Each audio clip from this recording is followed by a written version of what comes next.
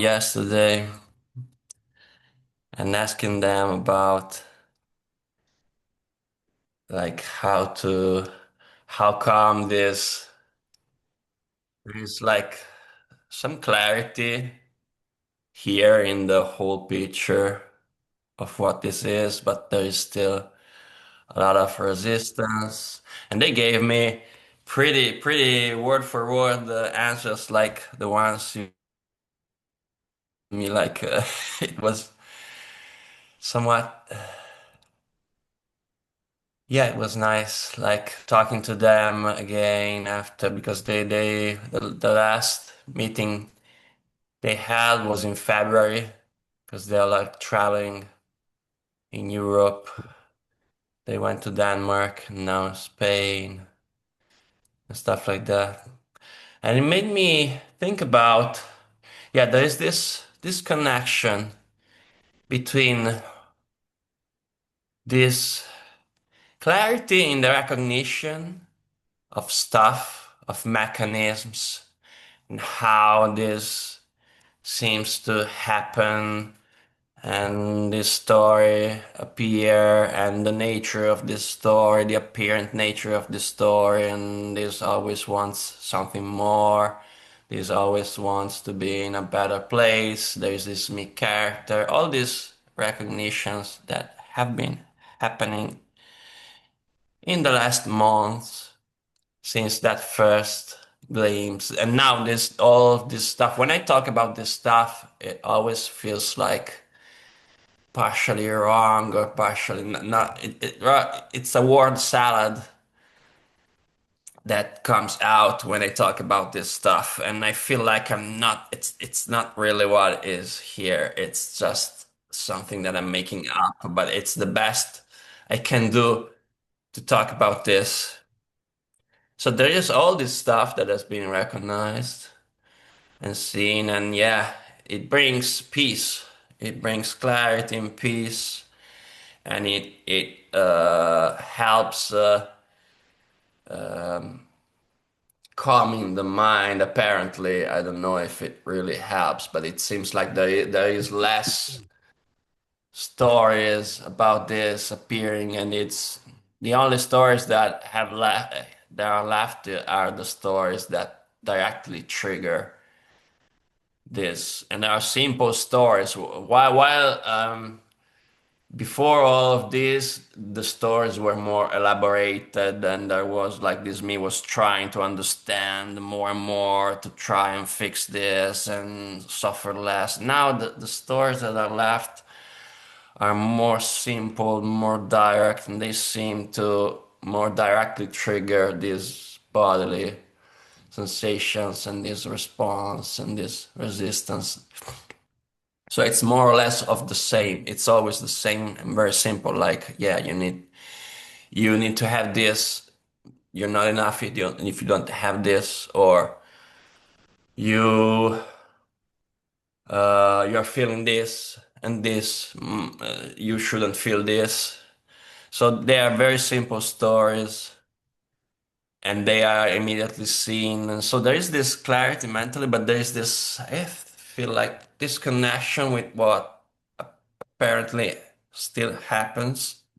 For example, there is a lot of diversion. Most of the time, it's not like habits, but dangerous habits like substances abuse or stuff like that. It's mostly that this wants to distract him itself a lot, like reading 1,000 books, watching 1,000 videos about awakening, like really really like if like watching the next video will fix something, like watching the next video will change something, or reading the next book, or really uh, it's always wanting to know more, know more, know more, and with the expectation that knowing one more bit of information will fix something. And so there is this distraction and distraction, but also other kinds of distractions like cleaning the house, or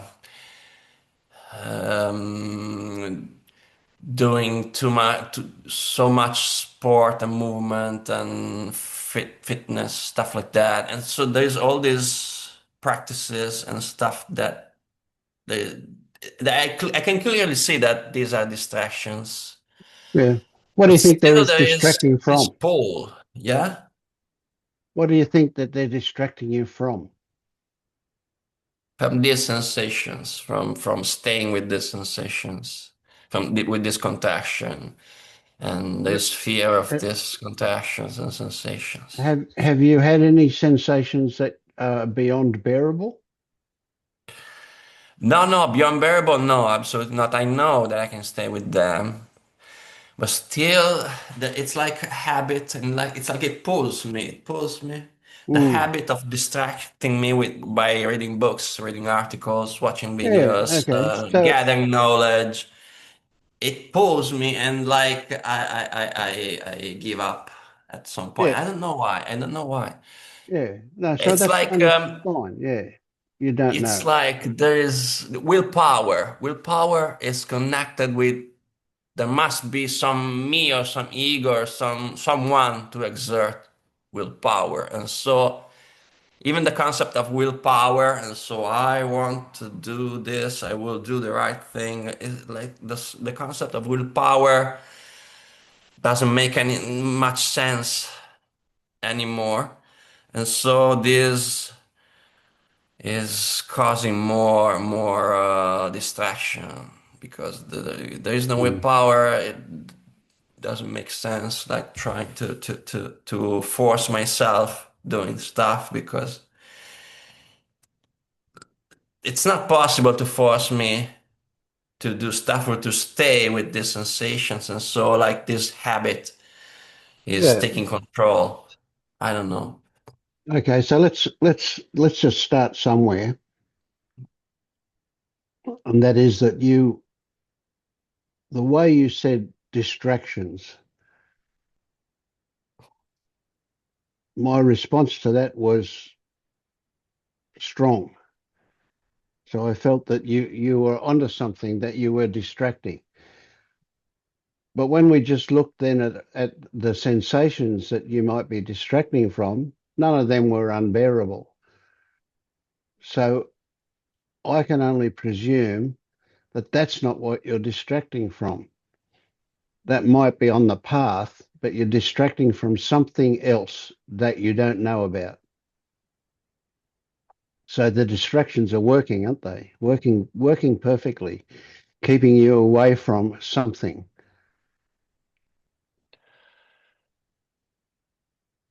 Yeah, yeah. It's like, yeah, it's the things that I should do. No, no, Like, no, no. That's just more no. distraction. The things that you should do, the things that shouldn't happen, that's all more distraction. Because the obsession in this period, it's also related to my job that I don't have new clients at the moment, that I am not earning enough in this period, and that there is this obsession also going on, and so that this needs to be fixed. This needs to be fixed, and this causes me anxiety, and Hmm. maybe I'm also running away from that. Yep. That is the So, main thing. right. Yeah. So tell me, no, I don't need the details, but tell me about the intensity of the need to fix something. Yeah, it's pretty strong. It's pretty strong because has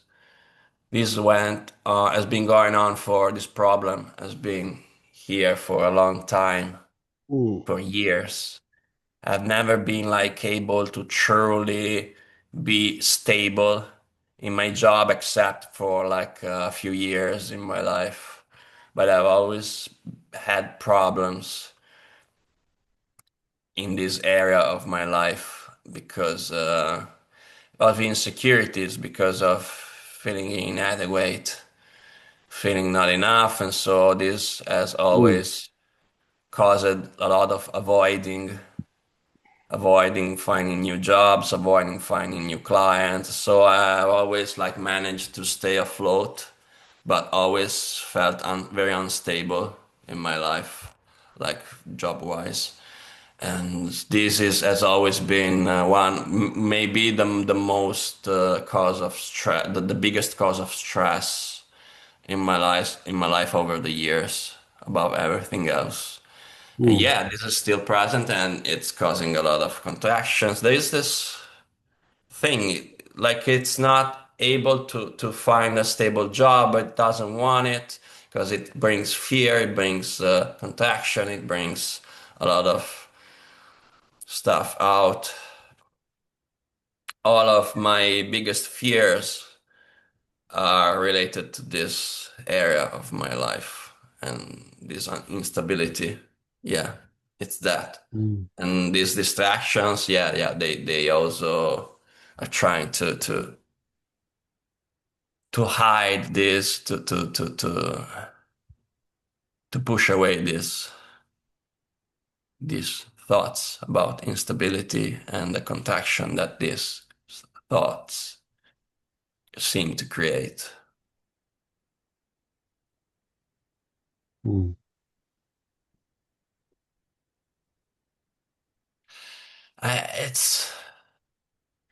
It's hard because I know that I should take action to fix this because we need to work for to live. We need to take care of ourselves to to to to navigate this life. I know all of that, but there's still this fear and shame related to this area of my life Mm, that it's hard to overcome. This is the main thing in my life that the main thing that is perceived as a problem, and these feelings they mostly arise because of that, of this feeling stuck in this situation, and there is this mm, like disconnection because on one side I see what needs to be done. I see what is keeping me away from it. I see I see the situation very clearly. But on the other side, I can't face it. I can't face it without facing this intense feelings and sensations. And so I mm. feel stuck. Because it's been going on for years like this. Yeah, Like yeah. staying afloat, barely keeping up, and so barely earning the money that's enough to sustain my life. But I'm always like counting up the money I have, like always renouncing stuff, always just keeping barely afloat. And yeah, it's yeah. And So this have hits you my ever been good at this? at at at at staying afloat. At what? At being more than adequate, being enough. Have you Being ever had a enough, yeah, being period? enough, but it's a struggle. It's a continuous struggle. Like Mm, it's never been like yeah, except for like a few years that I had a stable job, and but then I was very anxious during that time because I feared losing that job or feared being not enough for that job, like imposter syndrome. And I was feeling like I was burning out. I was going into burnout and stuff like that. But right. during So the you've never been in a good situation ever. no, work-wise, never, never. Yeah. Either you're not doing it good enough, or when you are doing it good enough, you worry about keeping it. Yeah. about losing it. Yeah, yeah. Yeah. Yeah. So, Because maybe the career path that I choose for myself is too much for me. I'm thinking about like maybe with simpler jobs, easier jobs that would go better. But then I would have to face this idea of not being enough and not meeting the expectations of the people around me because like my family, my father, they always had, or my mm, friends, they always had the impression that I had have like my career is like being a developer. My career is like some kind of uh, some kind of good job, stable job, and good paying job, and yeah, yeah. So it they had requires expectations. some kind of intelligence and smartness, and so expectation, like giving, like I dug up my own hole and buried myself in it because I created this character over the years of this smart person, and then it ends up that I'm not at this level, that I am not adequate enough to fill up this role, to Mm. play this role, this character, and so there is this yeah. So do these other people know you're a fraud? Yeah, my girlfriend knows the situation fully. And but other than that, yeah, maybe my sister knows part of it.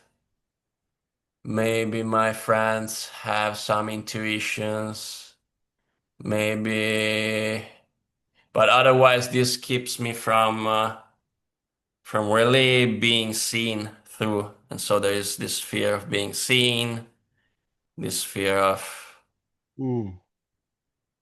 really being myself with everyone because Yeah, like yeah.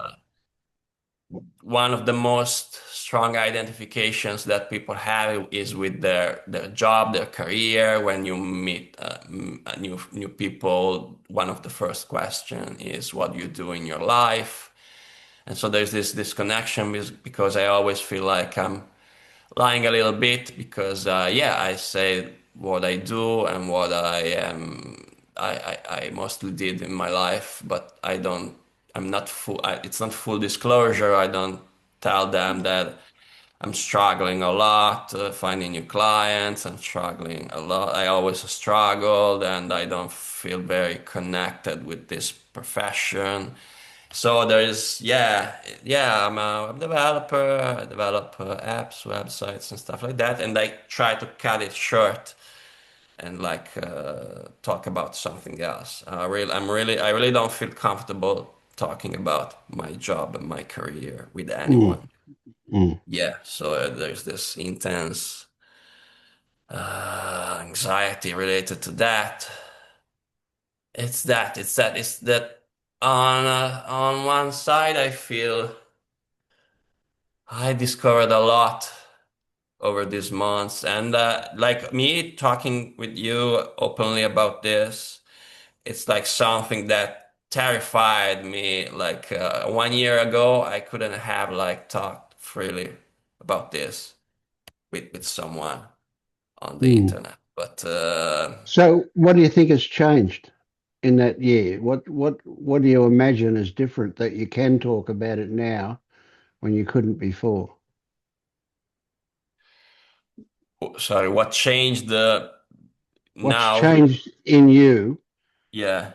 that you can now talk about it when a year ago you couldn't?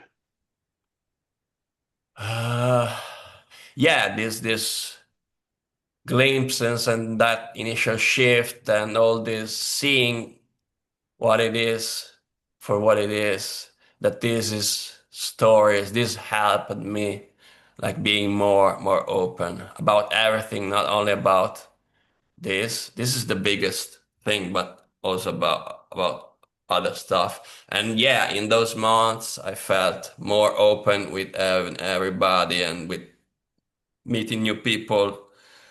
Mm, And I feel more open because these are stories. And I see the connection with the body, and these stories seem to cause these reactions, or vice versa, or this connection is another thought. I've been like deconstructing a lot, and this deconstruction helped me a lot in being more mm, open and more myself.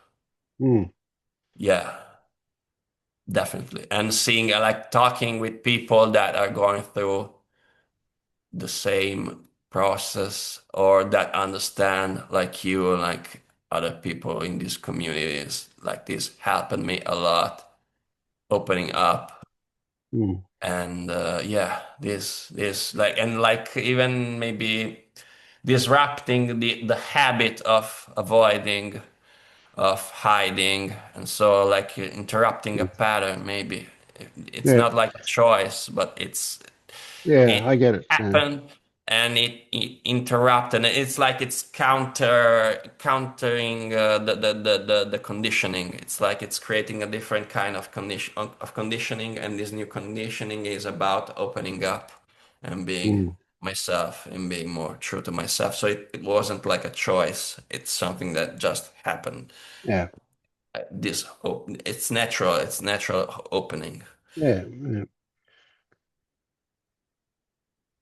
So do you get we've got a really interesting and I think a very important process going on here, and that is that it appears that your resistance, your contraction, is about not showing everybody what you really are, what you're really Yeah. like, but what you think you're really like is just the result of stories. Yeah. Now, that's not to say that you don't have enough money in the bank. It's not to say that you, whatever, but regardless of all of that, right, the moral implication that you deep down see yourself as somebody that is inadequate, somebody that is a failure, somebody that is broken somehow. And all of those, or none of those have any legitimacy.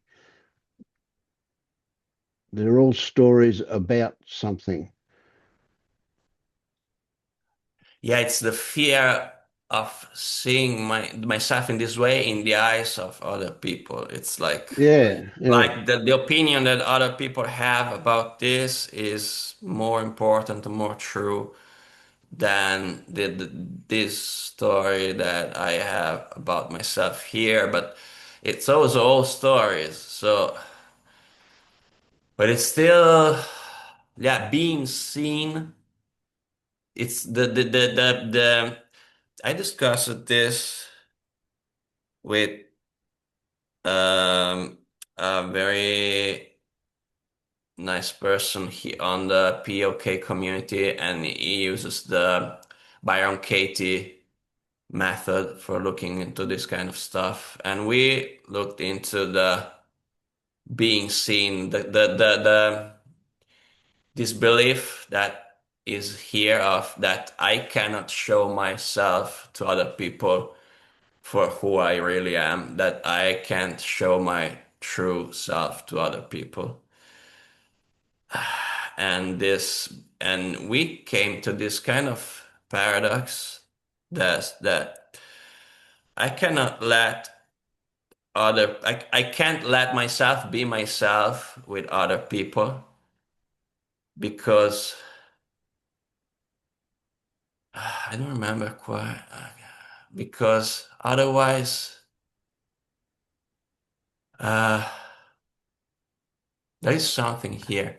I can't let myself show the true me to other people because otherwise I would be myself. That's the paradox. Otherwise I would be the true me. So I can't show the true me because that would be the Yeah, true me. yeah, yeah. I get But I that. don't And really the, know why. It's yeah, because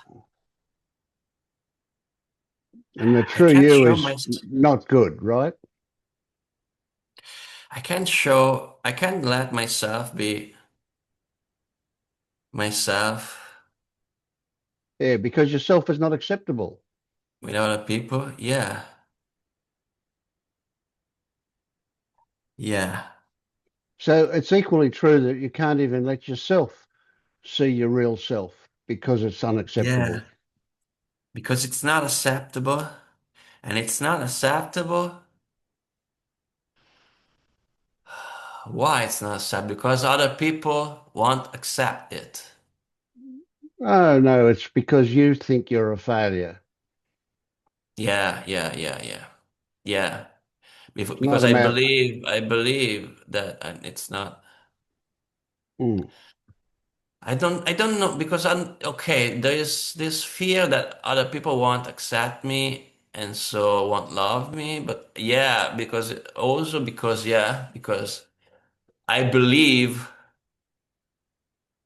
other people, what other people supposedly will think of me. Yeah, that I'm a failure. And that you'll have to admit that that's the I way don't it is. understand if it's my idea that I'm a failure or if it's other people's idea. It's like Yeah. Okay, listen, they I could be mash up. wrong.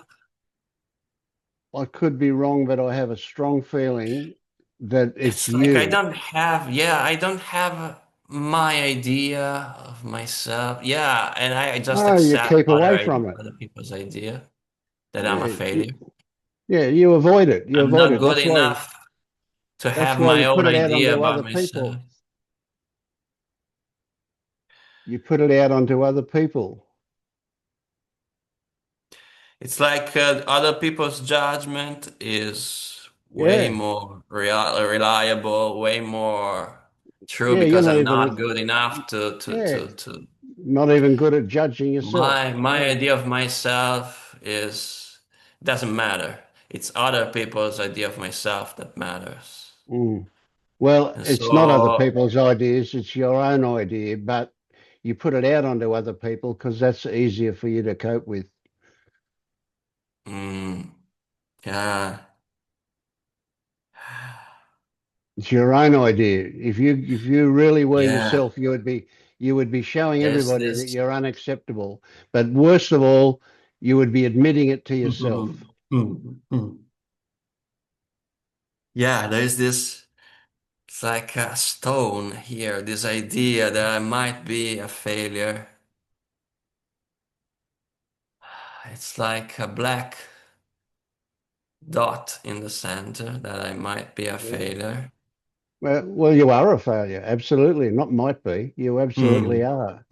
Yeah. At this. Yeah.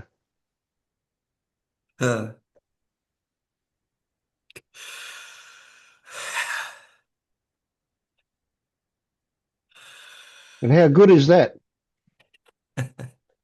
How good is it that you're a failure at Yeah. being the what you think you should be? If you were successful, you'd be in deep trouble.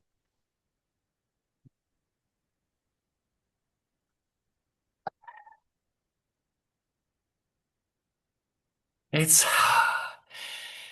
it obviously triggers something very deep. And on the other side, it only means something inside the story.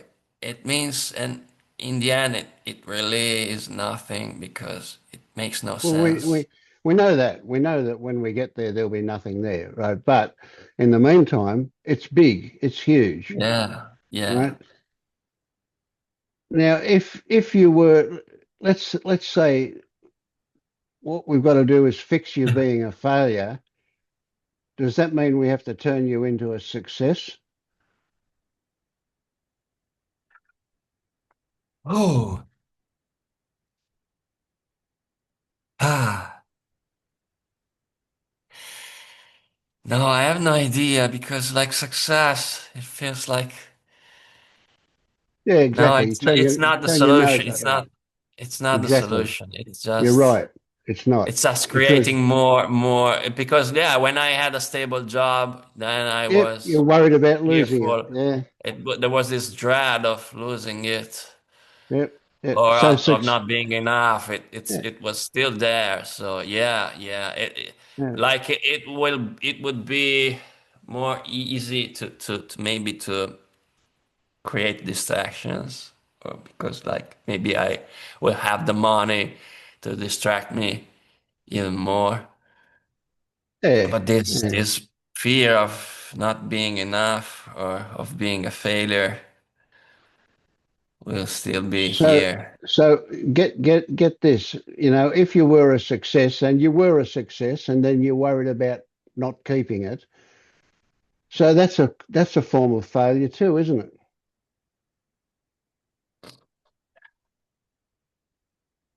Yeah, it's a struggle. It's a struggle. It's still Yeah. not being enough and not being Yeah. enough to So meet the so the expectations. answer to this stuff is not to find the opposite and make it true. The answer to this stuff is to realize the relevance of the whole thing. So you know that success and failure are only ever in the eyes of somebody else, in the ideas of somebody else, Yeah. right? And if you've got a view of success or failure, it's somebody else's voice speaking it through you. It's what you've been taught, Mm. in other words. It's Right? so strong that it feels like I know that it comes from other people, but now it feels like Yep. my voice. It feels like a voice that is believed to be my voice. And because it's Mm. so close,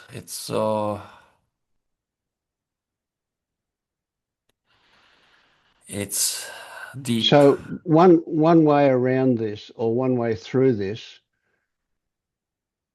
one possibly valuable exercise you could do would be to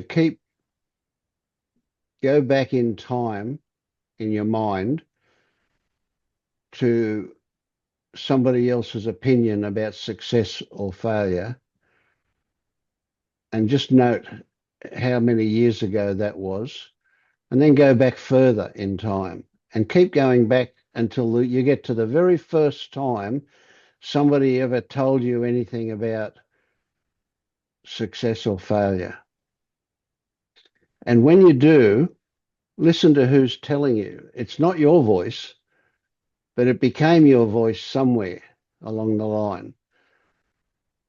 But in the beginning, it wasn't your voice. Don't worry. Don't I worry about doing it now. Just take your time to do that one. What I'm wanting you. I can only tell you what you already know, and that is that these stories aren't in themselves a problem.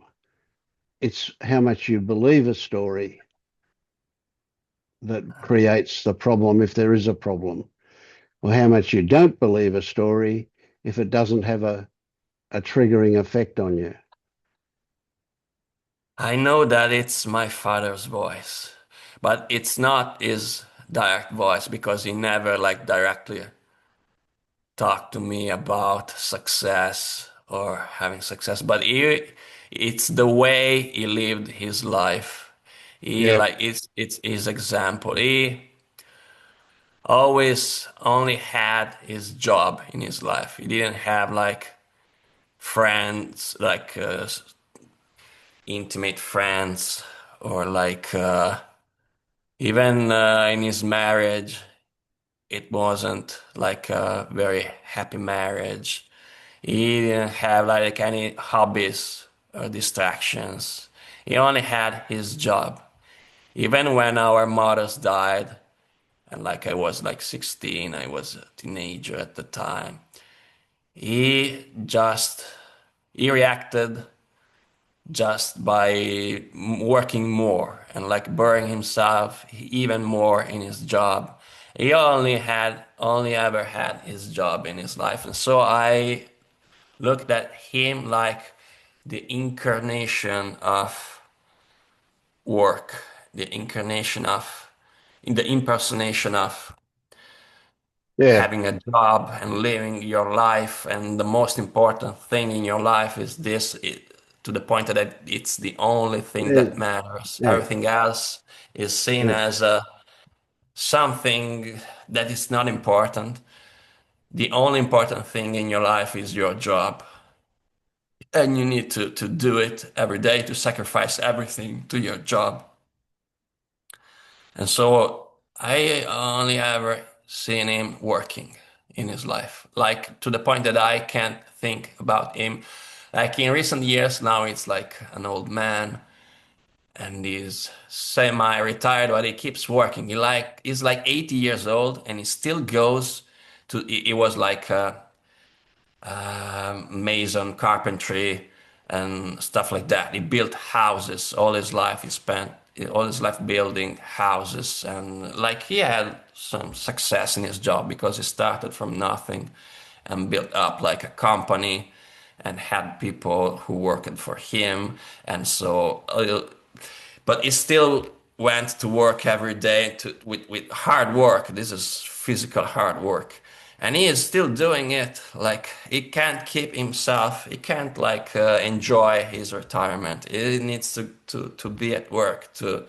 He still helps my brother who inherited his profession, and he still goes to the work field to and he does a lot of things around the house. He has like a garden, and does this. It can't keep, Mhm. he can't like stay still. Yeah. And He's a master at distraction, eh? uh,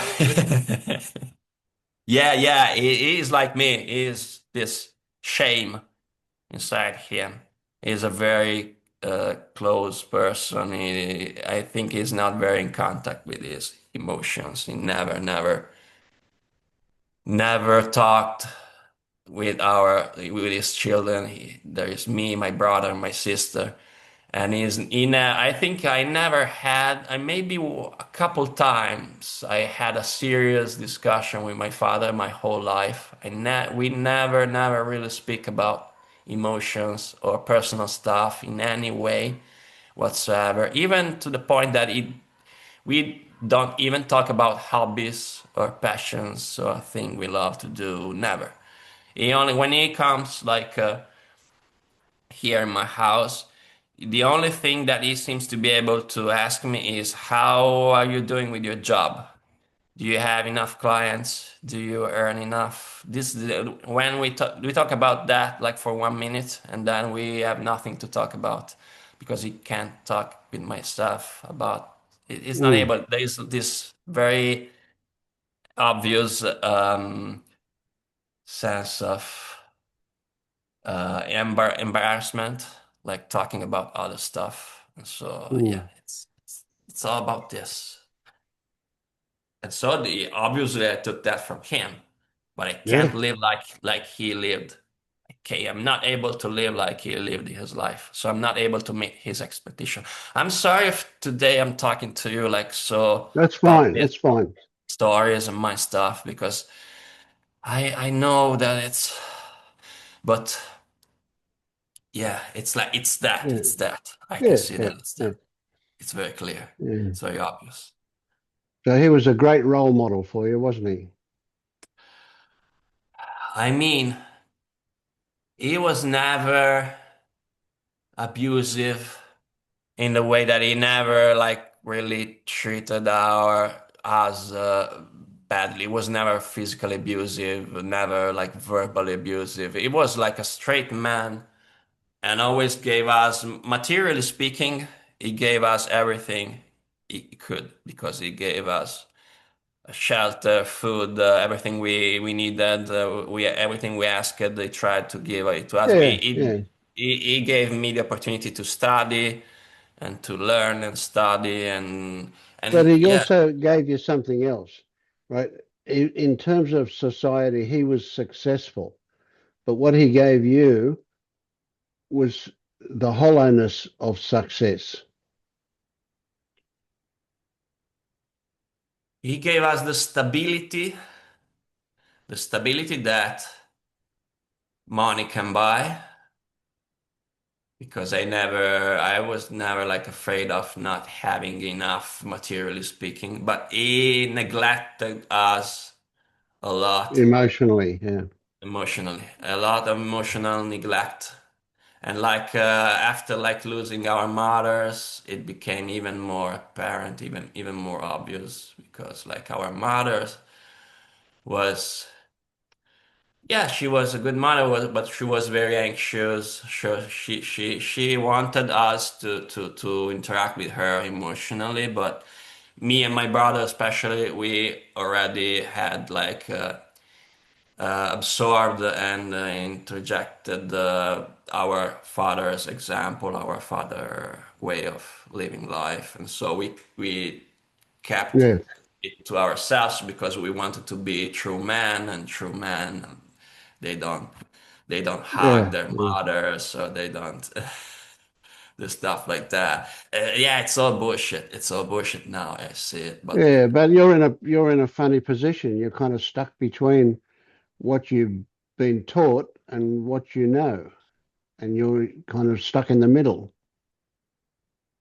yeah, So what you've been taught is still very active, even though you know that it's not the way things could be. Yeah, you're in trouble, aren't you? In that no man's land, right in the middle. yeah. There's a lot of confusion because these conflicting Mm, stories, yeah, conflicting ideas, and these yeah, are feels like they are out of my control because there's this yeah. Well, voice that says, yeah, you're a failure because you're not meeting these expectations. You should live life like this. And other stories that says, yeah, but these are just stories. These are we should love, we should give, we should connect with other people. This is life. This is what we are sharing. This is what it is. And it opening up and I know it for because yeah, every time it happens, every moment of joy and happiness that I had in my life was about sharing something and connecting with people and feeling feeling one with them and having compassion, having yeah, so it's not about mm. So maybe you're not stuck in the middle because when you were telling me about that stuff, you were feeling it, weren't you? I know, but it's at the same time it's scary because doing that it's like merging with other people. It's like it's unavoidable. I need to show my true self to other people. Otherwise, But you don't know your true self, do you? You only think you do. Yeah, I know this failure, this story about that this true yeah, self is a failure. yeah. But can you get that inside that failure is a great success? I first need to meet this failure. I first need Yes, you to meet do. this You failure. do. And you need to meet the failure without Meet this judgment. failure and love it and accept it and stay with it. Yeah. This But see, failure you is when you say that though, you say, well, I need to meet this failure. But hang on, this failure is just it's just a, a post-it note stuck on the back of something.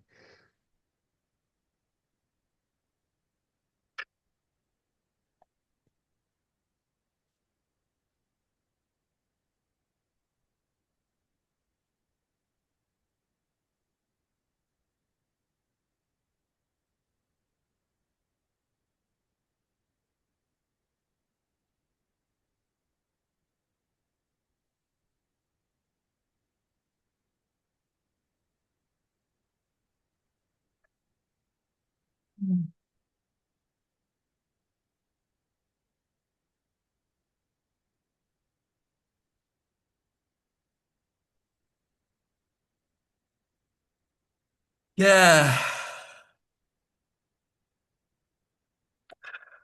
Oh, yeah. Now I'm meeting him.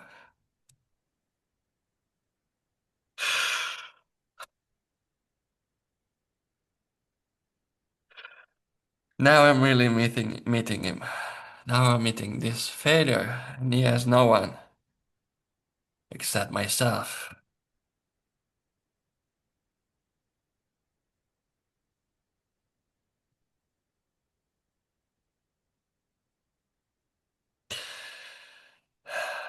Yeah, he's here.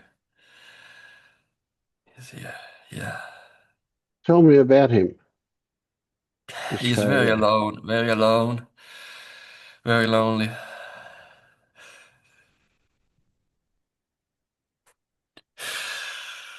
He's very lonely. And can you feel compassion towards him for that? Yeah. He has no one. Yeah. Mm. And what's made him lonely? Oh, yeah. Could you say that he's been too busy worrying about success and failure to have connection with people? Yeah. He can't show himself. He can't be himself. He can't. He, it's like he needs to hide because he's a failure. And yeah,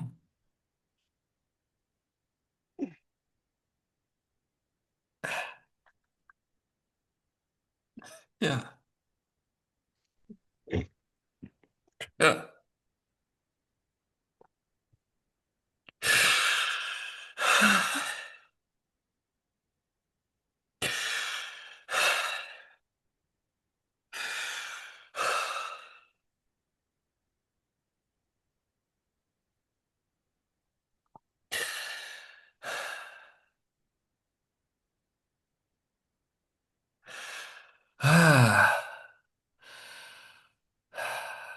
Yeah, it's that. So how do It's you that. feel towards him now, this failure? Yeah, yeah, compassion. That poor guy. That poor guy.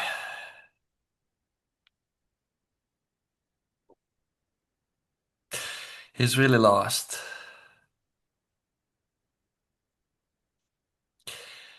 Lost because, yeah.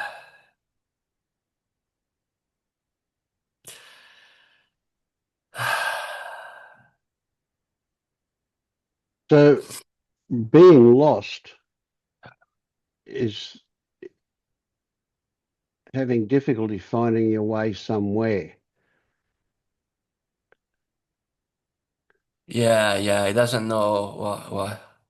Right. Because he But wants if to you, do the right thing in order to live up yeah, to his expectations.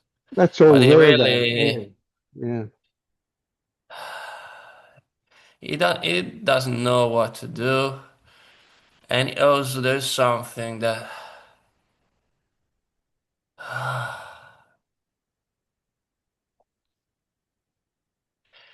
he doesn't want to be. I don't want to be my father. Mm.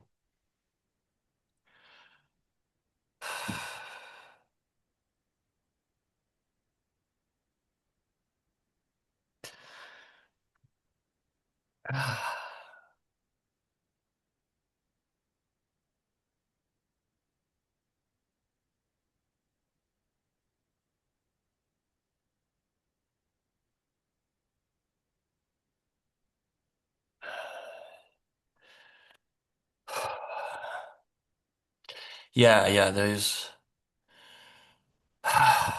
There is compassion for this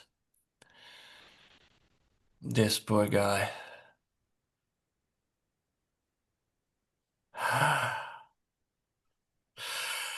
I mean, it's a it's a bad place to be.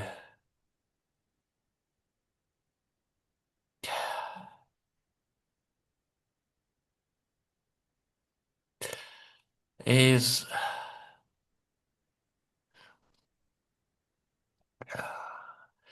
there is this model that you can't like live up to this role model.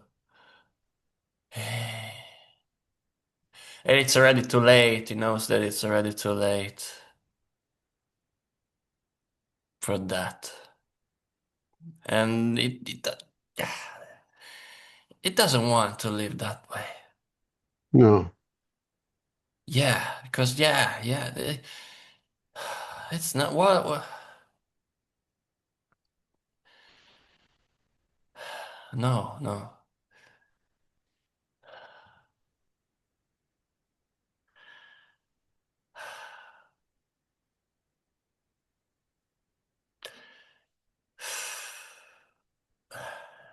It's so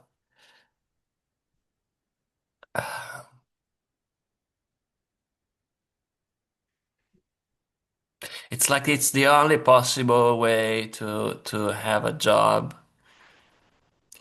is to have a good and successful, stable job. Otherwise, it's not worth having it. Uh, it's either a stable and good paying job that you are able to maintain and to keep, or it's nothing. Or it's a humiliation. It's something that it's something that it's not acceptable.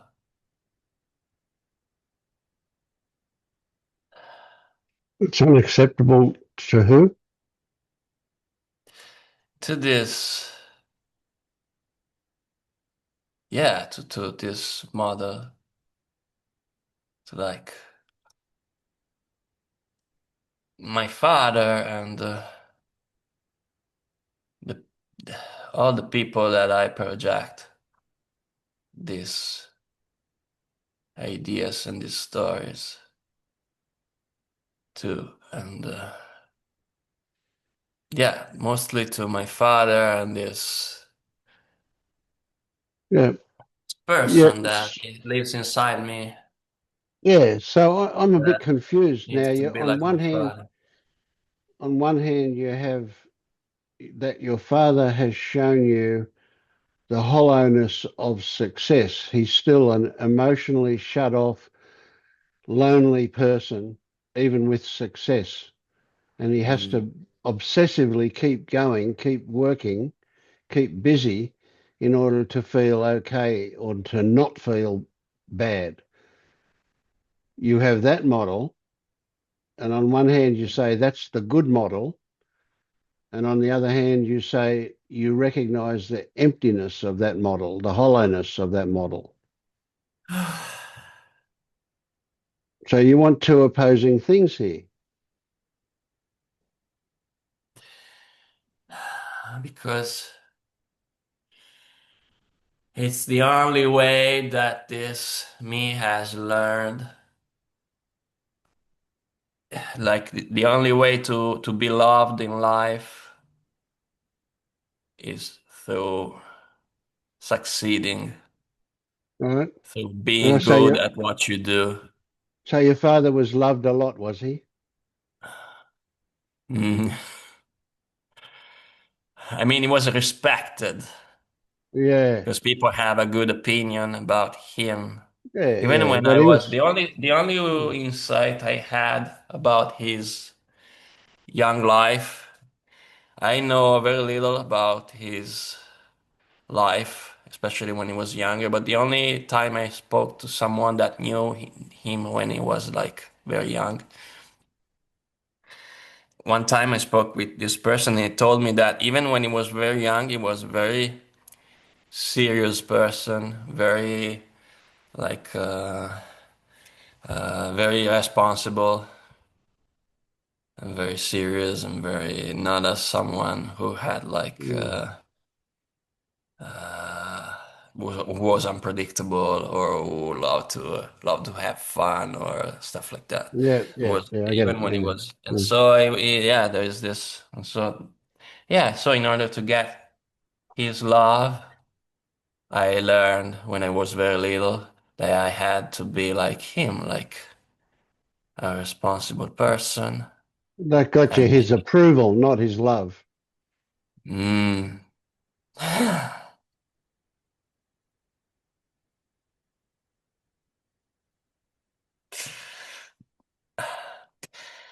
yeah, I know that he loves us. He is just not able to communicate it. Not very good. The only Even way to he only himself. ever had to communicate love is like by giving us material stuff. Mm. So That's the maybe only he way didn't. that. Maybe he didn't know love at all. No, he lost his both his parents when he was like 20 years old.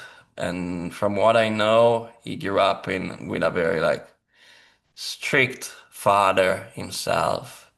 And he was like a very like countryside old Yeah, kind of yeah, environment. So there wasn't a lot of emotional awareness, yeah, or yeah. like they didn't know what psychology or therapy or Mm. emotions were uh, at that time. So it's all about that. It's like, So have you ever been happy? what, so, what? Yeah. Have you ever been happy?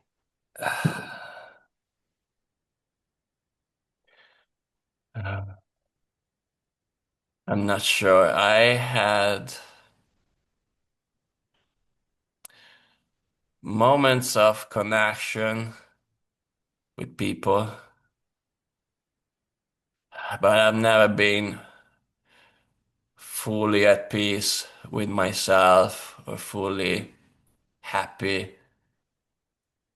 Maybe in short, very short bursts. For example, the first period I found this stable job years ago. During that period, in the first period, I felt like I was finally getting it. I was finally living this life that I was supposed to live. And so in that period, I was more, and even the period that when I discovered meditation, and even like a few months ago when I had that first glimpse, and the first period, the following weeks, and everything was lighter suddenly. So I have an idea of what happiness is.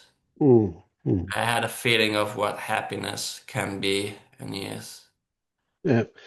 So And when you had that shift and you felt light and let's say happy, what was different? How did it come about? What happened in you that you experienced that? and even like a few weeks ago when for the first time I had like an experience with psychedelics, it was a very small dose, but there was this deep feeling of acceptance and accepting everybody and everyone, accepting everything, Accepting yourself? accepting this, yeah, the situation and everyone. It was like I was there for everybody else, and all the people that were there I had like immediate acceptance of them, and they were like telling me about their lives and what they were doing and the struggle that they had, and I was accepting them and connecting with them, and I felt also, yeah, that I could give something to other people. I don't know if that, but it felt very, very free and very, I don't know, Yeah, I get it. I think, I mean, felt very free and yeah, very yeah. being myself because there has always been this thing that I want. This me like wants people to see who they really are and to help them with this. That it's the only I think that the only thing I can really that I have that it can really be helpful with other people is this is helping them seeing this, helping them with this, helping them seeing this. And that is a thing that I think I can use to help people because I feel like it's really here and it's really mine. I have always been very excited, like helping people sing this kind of stuff really opens me and I don't know, triggers something here of happiness here, yeah, Mm. when I can help people seeing this kind of stuff. So yeah. That I don't know. That might have something to do with happiness. I don't know. Yeah, yeah. So what about helping yourself see this kind of stuff? Yeah, yeah, absolutely. That's what I do every day, most of the time. What I'm helping myself saying this. I'm helping myself. I'm taking care of myself by joining these meetings and also trying to see it through and to recognize as much as possible what is happening. This is like I'm healing myself, I'm taking care of myself, I'm curing myself. So yeah, I know. Yeah, This is loving myself. I am loving yeah. myself this way. It's So the only way maybe I am good at loving myself. yeah, that's a big one, isn't it? Yeah. Mm. If we go back a couple of weeks to when you had that shift, that most recent shift, would it be accurate to say that when that happened, when you were in that space, if you like, that it wouldn't matter what turned up, you would feel fine about it. You would feel okay.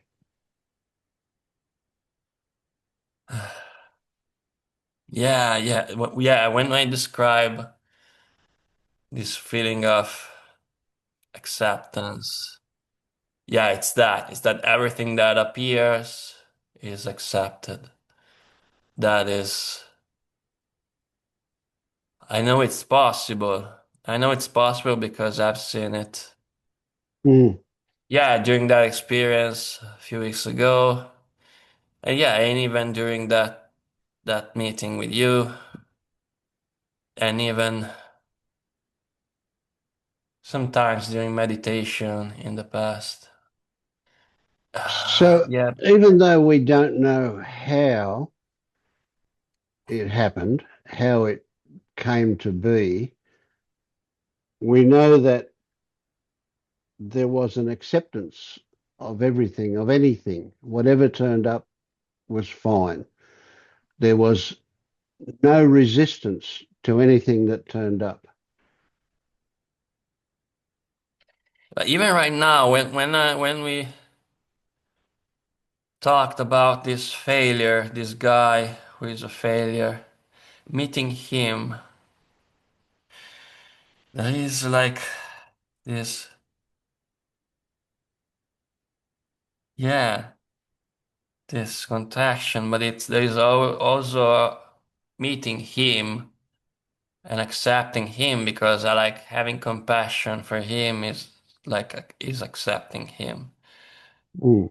There is acceptance. There is, I would say, pain, but Yeah. there is also, yeah, I want to meet him. I want to meet him, and I want to love him. I want to love him. There is love for Mm. him. That, yeah, there Yeah. is love for him. Yeah, yeah, yeah, Yeah. Good. Good one. Good one. yeah, Now, when you say him, can you accept that you really don't know him? That your acceptance of him is the same as your yeah. acceptance for It's everybody. like there is just these words. There is just a word. This guy's a failure. There is this word, a failure. This guy is a failure, but I don't know who this guy is. I know it's like he's a black box. It's nothing. There's Yeah. nothing about Well, him. Yeah, I just that's know that he's a exactly right. failure. Yeah. I just know No, that he's a well, failure. you know that that's a story you've got. Although I get that you're saying there's something more than the story. You say you know there's a feeling involved in knowing, but you can't know that he's a failure. Being a failure is a story about him, and a story about him from a perspective of success and failure, right? But so that's not what he actually is at all. But he certainly is a failure in terms of social expectations, and is a failure in terms of your father's expectations, and is a failure in terms of the father in you, your father in you. That which you have learned from your father also says he's a failure. But is he an actual failure?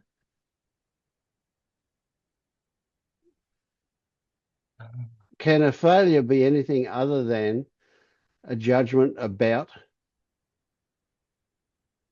something or other? Hmm. So he's not a This might failure. He's a person with a label of failure stuck to him somewhere. this I think is the most strong belief I ever met during Hmm. this path, this process. I mean, I can easily see beliefs about time and space, and but this is a belief that it's even stronger than Yep. everything else. That this guy, this is a failure. Yep. So let's break that down into two things. There is the story about being a failure, and there is a feeling about being a failure. Mm, And that yeah, feeling is really strong. The story is not so strong. The story we can poke holes in, but the feeling we can't. yeah, yeah. Failure. It's even yeah. The word failure.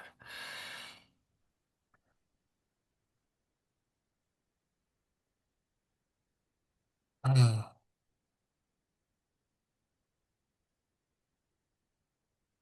Yeah. Need to spend time here in this place Mm, where there is these contractions, these feelings, yep. this word failure.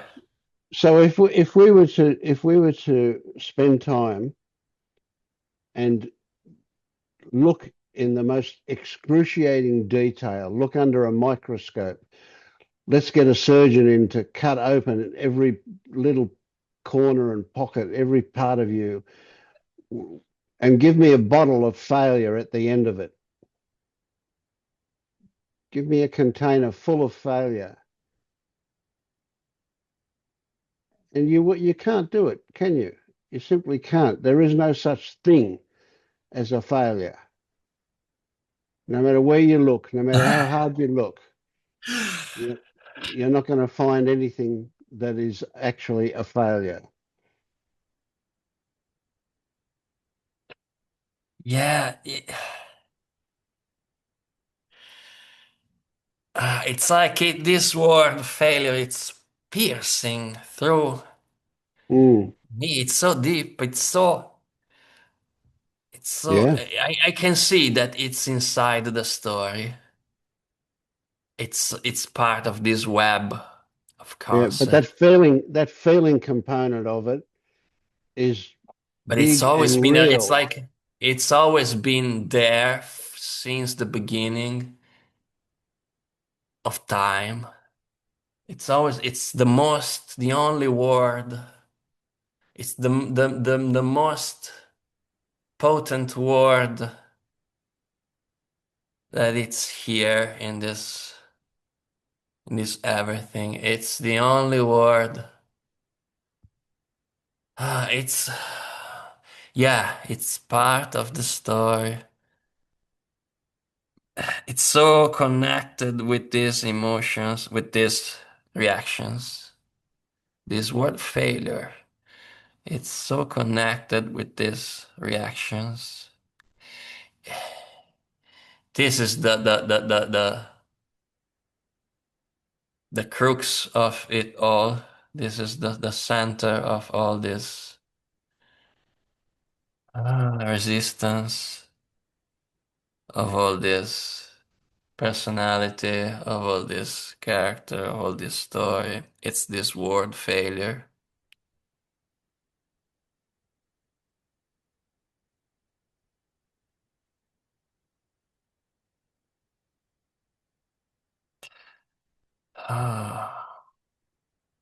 Yeah, and I don't even know what it means. Yeah, I don't know Mm, what it mm, means. mm.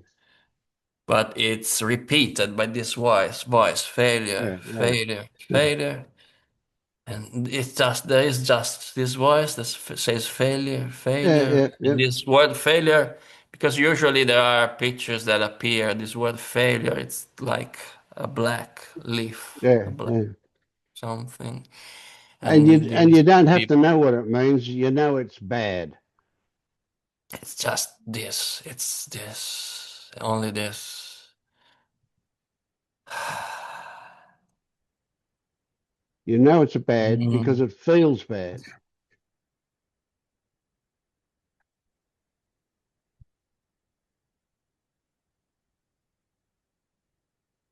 And it needs to be felt.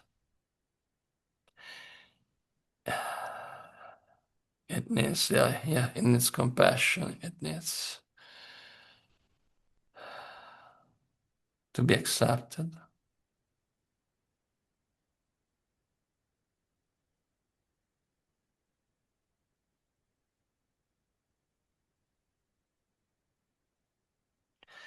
Yeah, I need to spend time with it and to stay with it. So To, yeah, to be it. keep Yeah, breaking it up let it into be. the To let it be. To let it exist. To let it. but go towards it, always towards it. Keep getting closer to it. Break it up Yeah, into the two things. Break it up into the word and the story to and meet it.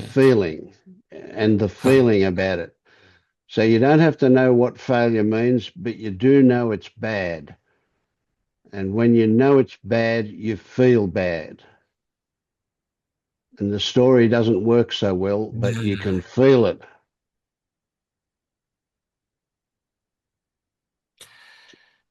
Yeah, yeah. It's a knot. It's a hard knot. It's a very strong knot.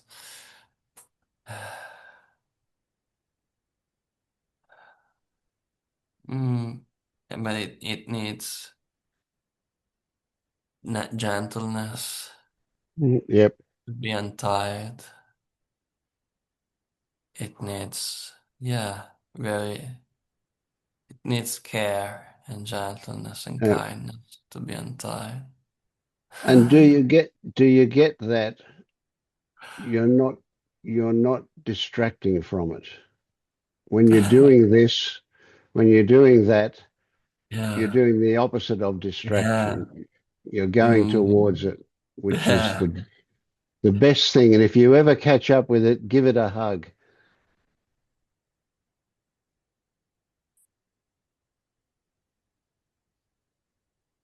mm, yeah, yeah, yeah, yeah, yeah. And I feel attracted by it. I feel that's the place I need to go. Yeah, Mm. that is definitely. And you're not Because yeah, going there is me. to It's fix me. it. It's me. No, it's me. It's like to meet what I really am. To meet Yes, me, to meet. what I really am. No, no, not what you really are, what you think you really are. Yeah. You don't know what you really are. You'll get a Yeah, to better go idea. where I really are. Yeah, where I really are. Yeah, I don't know what I will. I don't know what I will find. that's right. Good. Yeah. And if you Yeah, find just a black box, that's also but good. yeah, that's a black box. It's where I am, but I don't know what I will find or what will come Mm. up. But yeah, but it's there. I know where it is. I know where it is. I know that it's there. Yeah. Thank you, David. Thank you so much, Vince. You're really, I can't describe um how much you are helping me in this. I'm pleased. Mhm. Thank you so much. Oh, thank you.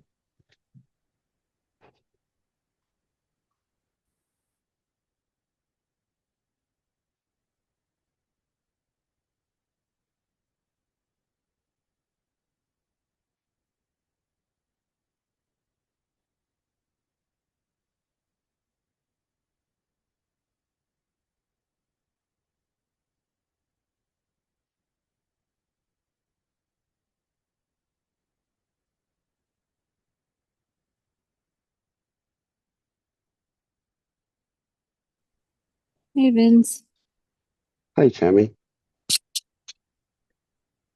Um, yeah, at the beginning I resonated a lot with what Davide was saying. Um, yeah, and what you were saying Oh, about what? approval and love and a lot about self-acceptance. That's been a theme that's been coming up in my life recently about um,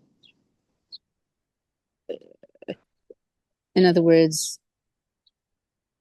a theme is me not moving forward in so many directions and what's behind that and accepting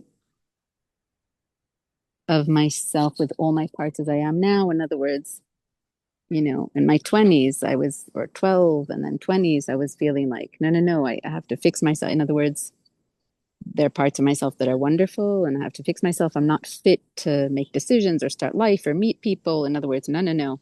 And now, many years later, I'm still feeling the same way. And I don't know, at this point, it's coming up of like,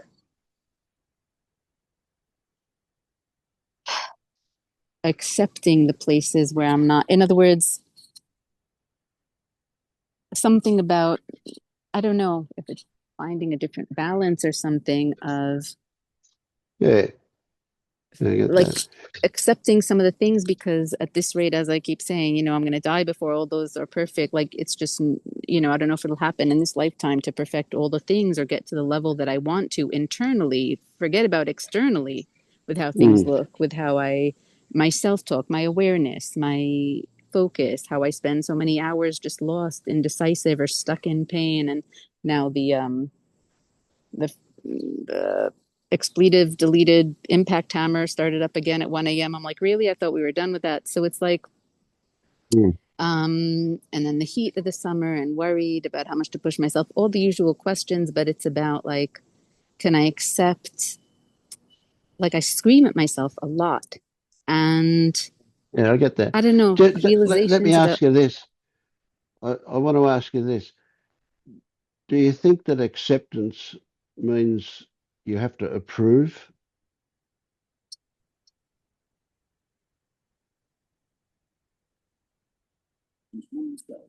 it means relaxing in the face of what isn't okay. And to me, when I see a disturbance, I rev up and try to save it. And so that's exhausting me internally and externally. It's part of why I think I don't want to find more work as a health coach, because my first two clients, I mean, they were people that I knew and family, and I revved up because I felt, oh my God, I have to save their life, because if they tried everything and nothing worked and they're depressed and have chronic fatigue and are gaining weight, and if even I try and fail, then that's it. Like they're not going to have any faith in their ability to change. And like I have to restore their faith in themselves and in change and whatever. And I feel like I did that, but the intensity that I bring is Mm. what causes it, because they tried many things. And so I feel somehow that like it's either, and I feel that way about many things in my life. If I give a little bit, then nothing's really going to happen. I have to go full steam ahead. And so those parts of myself create change and are acceptable. I'm afraid to see like when I'm not as intense, my brain is not so focused. And then indecision, confusion, there's not enough energy or momentum for change. And I love creating massive change. Like that's my favorite thing. It's so fun, but it's exhausting and leads to Mm. burnout. And you can't work 9 to 5 because you're exhausted after one client, and then with my health issues and stuff. So yeah, it's all about like I keep feeling this frantic urge to figure it all out and figure out how much energy exactly to give everything and how to structure my days and what's good for me, what's not, what's this, what's that. But I think a lot of it is also about not yelling at myself as much or something, but Yeah, yeah, yeah. like being more okay with who I am and what I need. It's like on the simplest levels, a friend that I've known since I'm a kid moved near me, and she has like 1 month a year that she has like off work, and we can take walks once a week. And even that causes so much stress because she's up at 7 with her kids and I only go to sleep late. And so being embarrassed about my schedule, being like just embarrassed about everything in my life. And whether good or bad, strong or not strong, like whether I'm good at something or not good at something, whether I have something or don't have something, there's always this shame, embarrassment, guilt in either direction. So it's like, Yeah, yeah, there's um, no win. Yeah. yeah, um,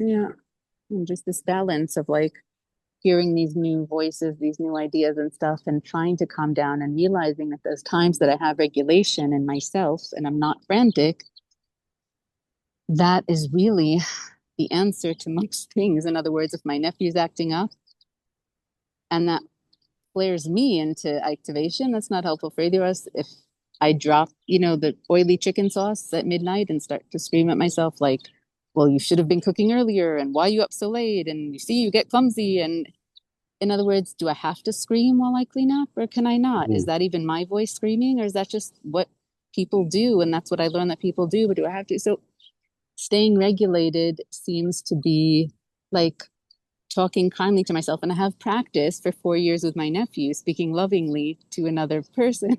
So I find that helpful to draw upon of like, oh, I'm constantly trying to Mm.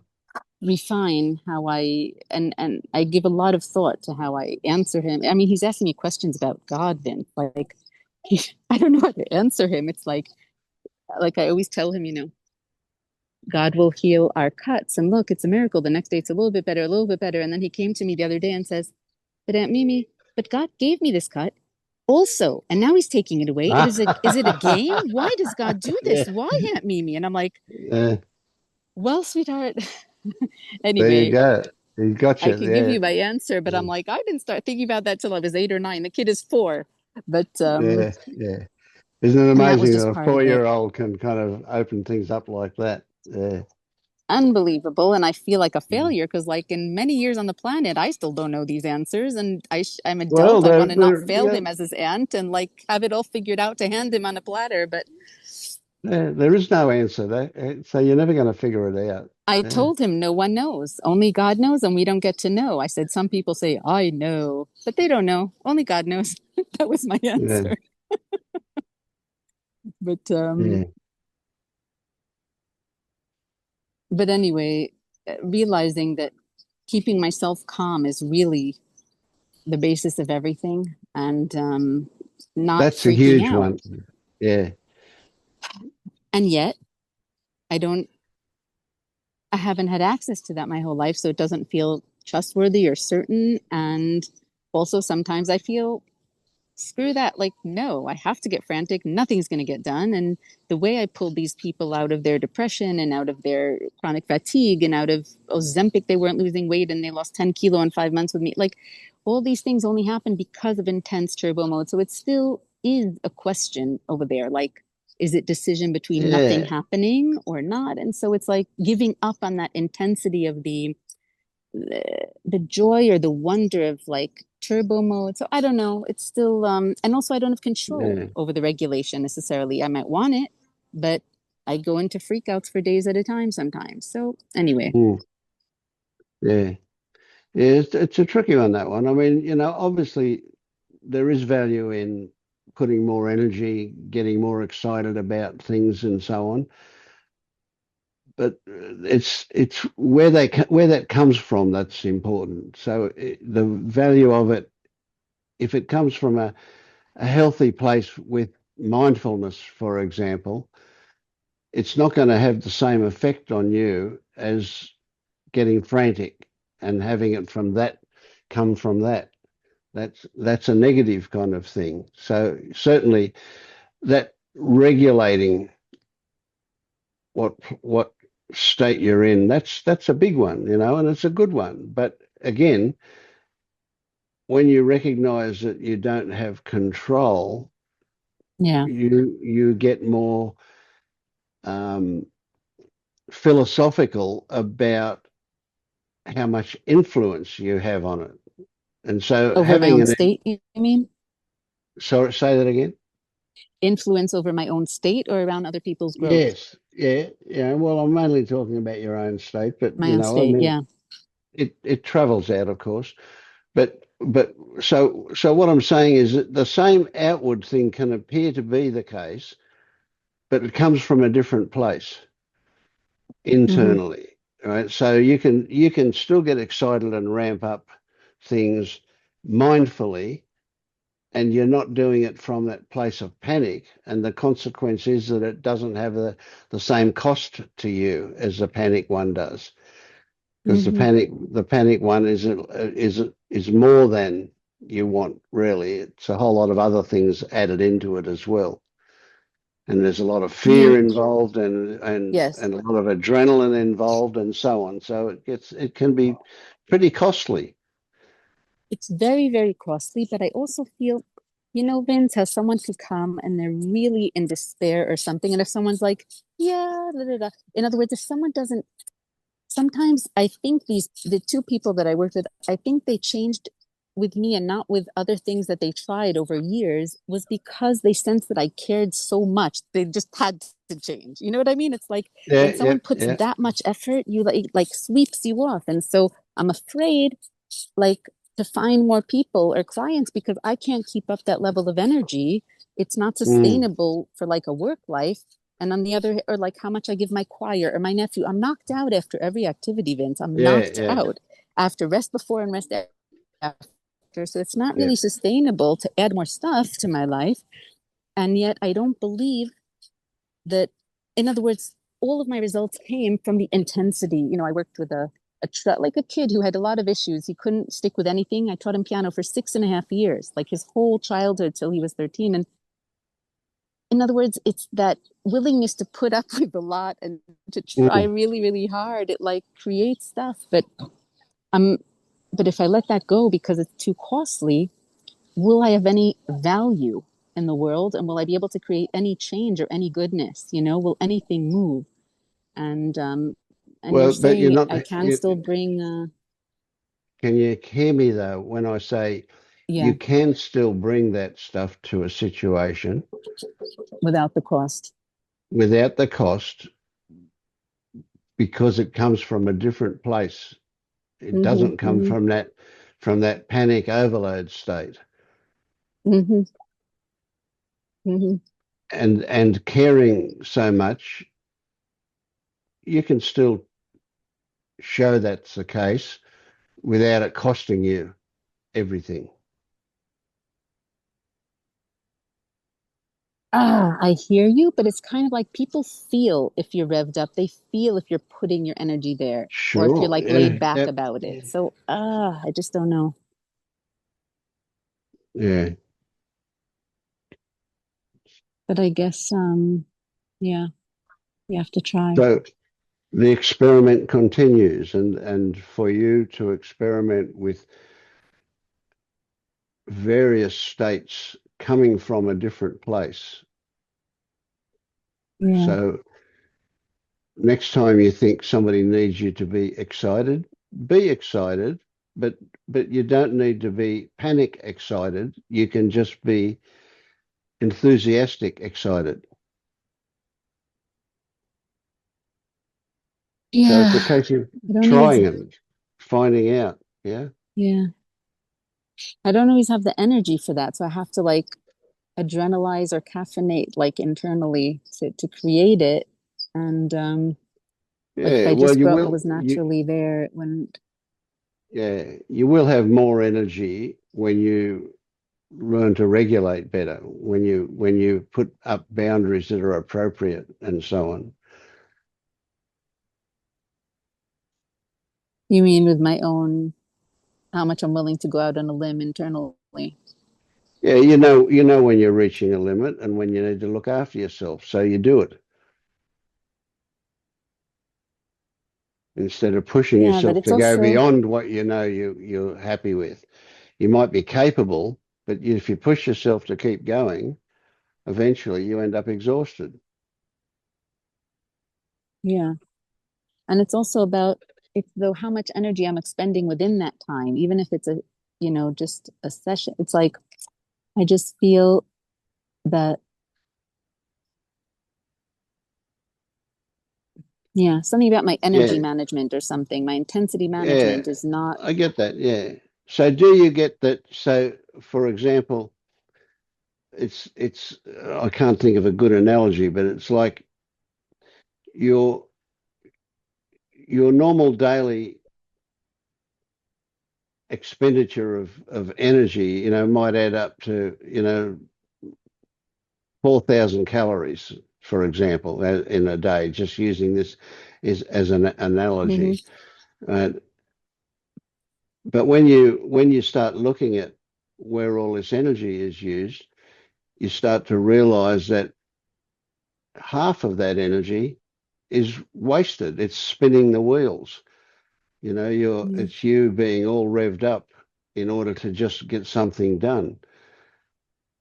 And so if you were to find yourself in a more relaxed state, you go through the day using half as much energy as you would normally use, which usually would mean that if you need more energy, it's available to you. You've got it. But you're running your tank empty every day. mhm.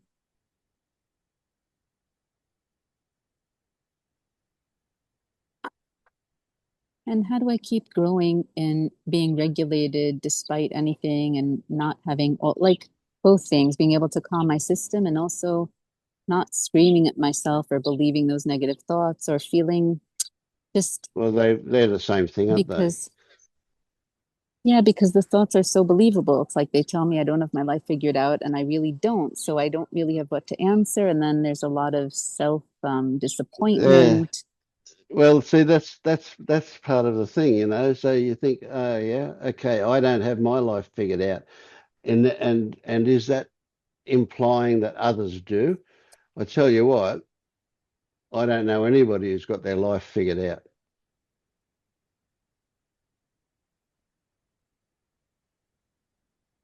I feel people generally have structures, they have a car, a house, a family, a work, a dog, Yeah, like whatever. and they can call that figuring things out, but when you look at the details of it, how did that come about? You know, it wasn't because of great control.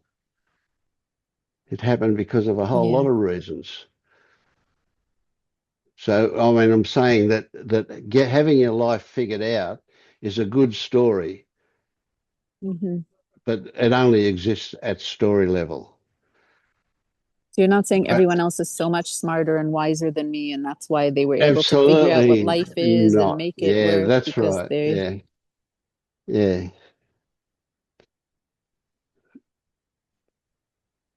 Yeah, we compare ourselves, we think we're comparing ourselves to other people, but we're comparing ourselves to what we imagine about other people.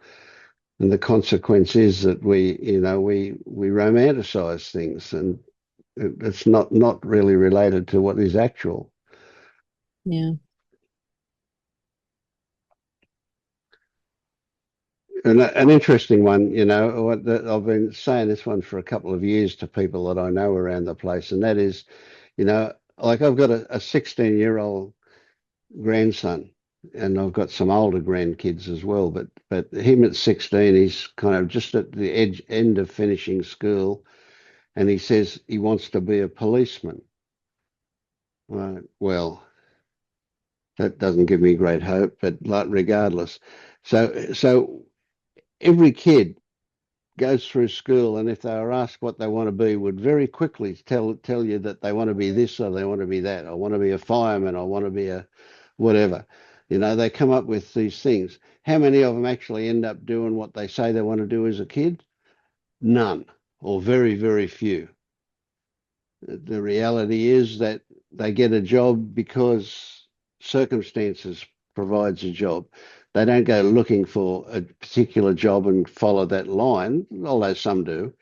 But the majority of people end up living in a place and working in a place right outside any idea of control.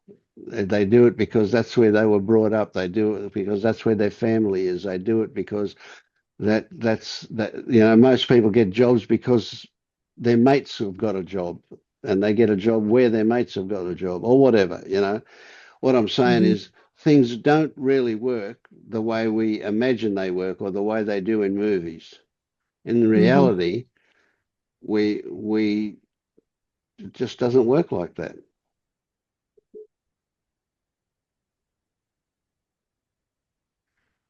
So the fact that my life looks like this and I haven't set up structures and I'm still so confused and dealing with internal dysregulation, that's just not because I'm really, really stupid, but just because what my life unfolded as.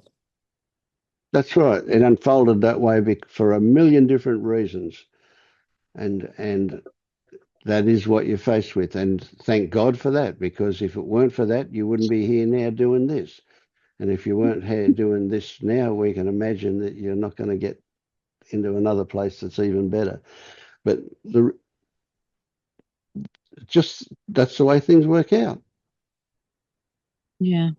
I can't take credit for anything. I really can't. I look at it and I For think, being how you are. no, yeah, I don't control how I am. I didn't choose to be this way. Mm. I'd be all muscly with what do they call it? Six pack abs and a dimple in my chin and a good head of hair and all. Yeah, yeah, yeah. Look, things just happen. That really is the best description. Things just happen. Yeah. Mm. And it's weird because there's a a seeming paradox here, and that is that we we we're trying to use words to bring on an experience that is wordless. We're trying to fix things by not fixing things. You know, we're trying to accept things. How do we do that? None of this stuff we can actually do. Mm. All we can know is that it's possible, and invite it, and then we can sit back and wait. That's all. Yeah. So is that about my homework? To just invite more regulation and then hope it comes? Well, noticing what is actual is a fantastic exercise to do, you know, and how do you get to what is actual? You know that if you're thinking about it, you're not even close. If you're using thoughts to describe something, you're as close as you can get with your mind. But if you're experiencing something, then you know you're touching it. So that knowing of what is actual is almost certainly going to come down to that which involves your physical senses, any of your physical sense organs. So if you can see it, smell it, touch it, etc., right, you know you're close to what is actual. When you say this means such and such, you know you've gone away from it.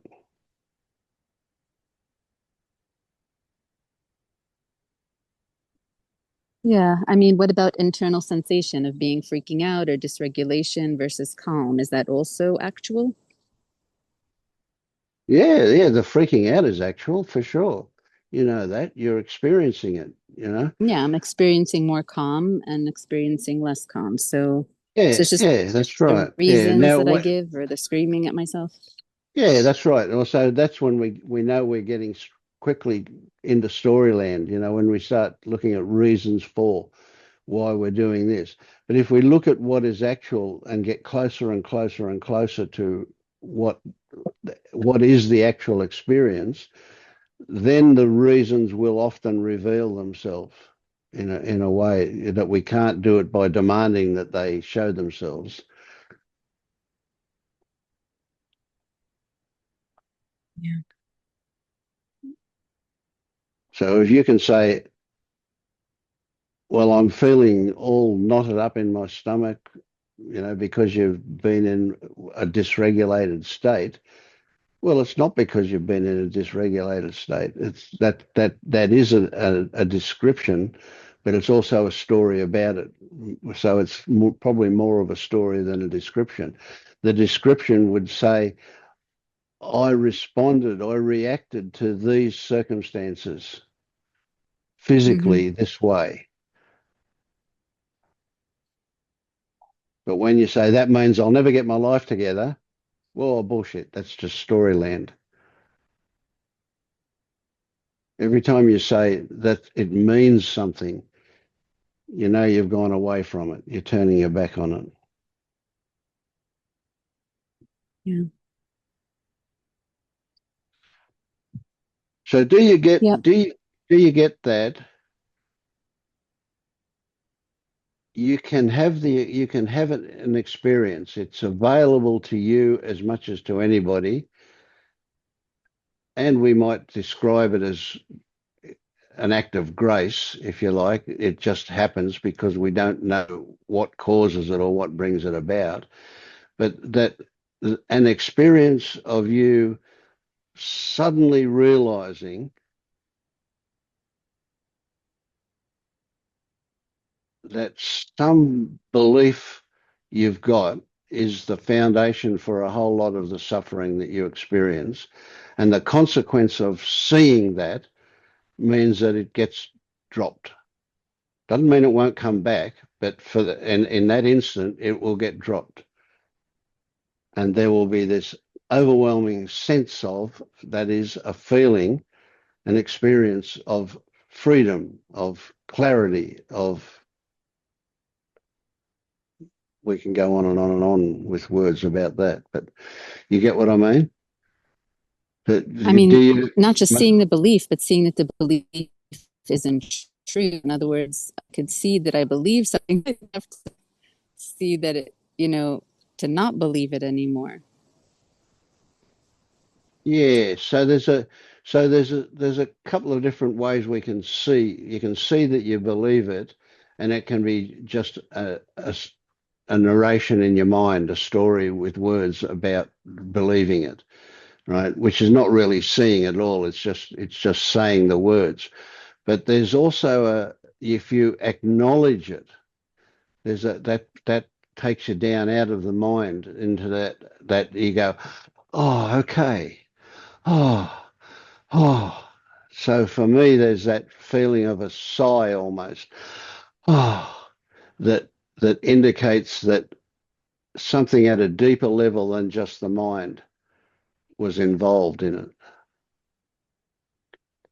So my Yeah. question is, let me ask it again, for the clarity of it, because I'm being specific. My question is, do you get that? Do you know? Do you get that? Do you grok that it can happen, that you can have an experience that will change experiences after that?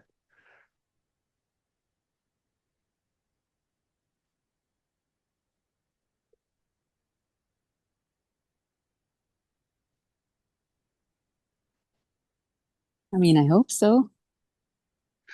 So you don't get it, you just hope so, eh? Mm.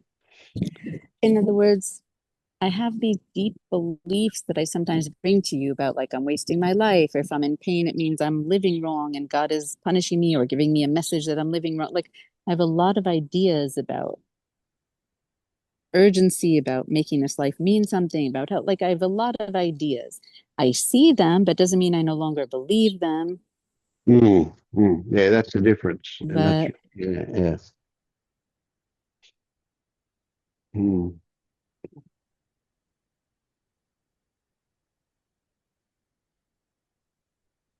so a lot of these things feel so deeply rooted because they're like this intertwined combination of family, parents, and God. So, like, all the important stuff around me, and like urgency and family and safety and trauma, like it all kind of intertwines into very Yeah, yeah. urgent and together.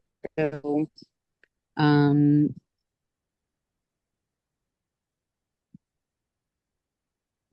yeah, I'm trying to imagine something that could let go, and then I could see things differently. So rather than try and imagine something that can let go, see if you can imagine letting go happening, not forget about the something. Forget about the Yes, something and the absolutely, yes. someone. Yeah, yeah, good. Yes, absolutely, yes. Because I already experienced that a little bit, like being a little less terrified of something, a little less, Yeah, yeah. Great yeah, example. Yes. And we don't know what did that, did we? We can speculate about it. We can come up with stories about what did that, but we just know that it happened. yes. And things feel completely different in those moments. Yeah. It's like, wow, yeah, And when you got your mind kind of wrapping around caressing that idea that letting go can happen, it kind of already happens in that. There, for you to be able to imagine it and to imagine it almost at a stomach level, it's it is actually happening in a mini way, if you like, in a small way. It's actually being experienced for you to know it at that level. yeah. See what you Now, we mean. don't know what the actual details are. We don't know how it's coming about. We just know that it can come about, that letting go can happen, and that the result of that is a different experience. And when you describe that experience, you can use words like acceptance. like I didn't mind what turned up, or even though that jackhammer was going, I was in a space where it wasn't affecting me in the way I've experienced at other times. Yeah.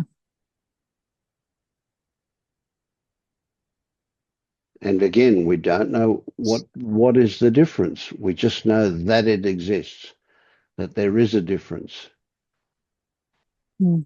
that some part of you can adopt an attitude, a perspective,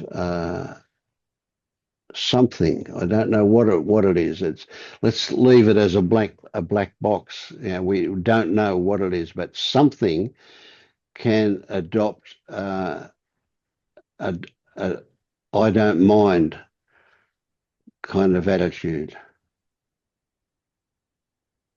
It Yeah. is And I've just never been able to really cause that, not no. That's right. Well, you consistently like won't that. cause it. You can't cause it. It's an oxymoron to think that you can cause it. No, it's not Mhm. possible. But it is very possible that it can occur. But being caused by willpower is definitely not the way it happens.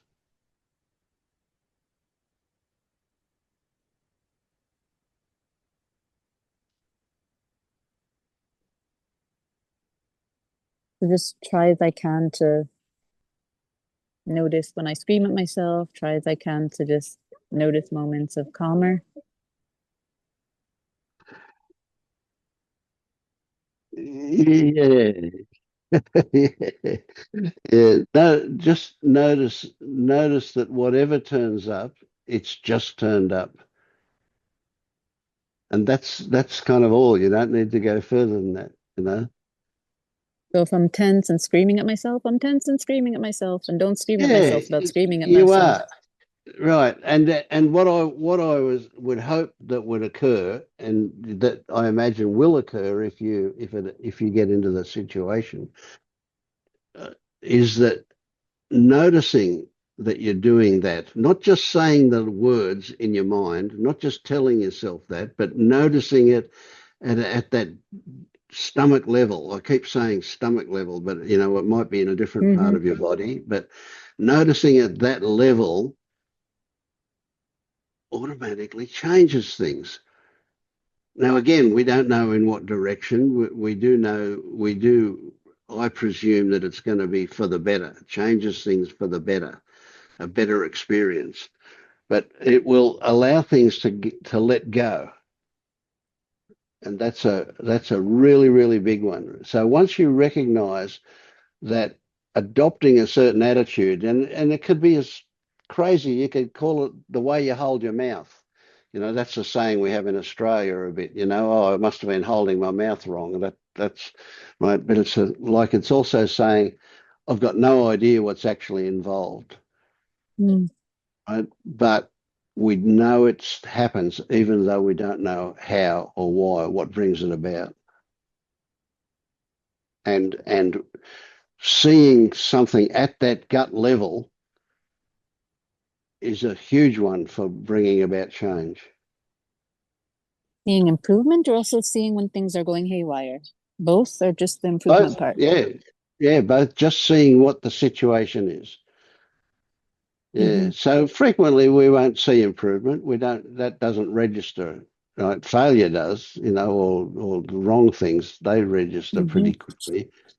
But the positive stuff, we often don't see that. It doesn't stand out as individual. Yeah. Mm. Okay. Because it's crazy. This stuff plays into beliefs we have about ourself, about what we deserve and what's our right, and weird things like that. It really does. Like when I start to feel a little bit better, I start to feel, why do I deserve this? And other people are suffering. Like my mind will totally flip and feel like I don't deserve that and I should be frantic while people are still suffering. Like it just flips and I Yes. feel guilt and shame. It's wild. Yeah, yeah, that's a crazy one, that one, isn't it? Yeah, for sure. Yeah, no, that's right. And that's a fantastic example of how crazy the human mind can be. You know, it kind of takes a positive and turns it into a negative. Yeah. What do we do with that one? Try to answer it, or Well, you see, you've already got the answer. It's just that you don't put the two answers next to each other because to they just notice it? contradict each other. Well, Hmm. you notice, you know that.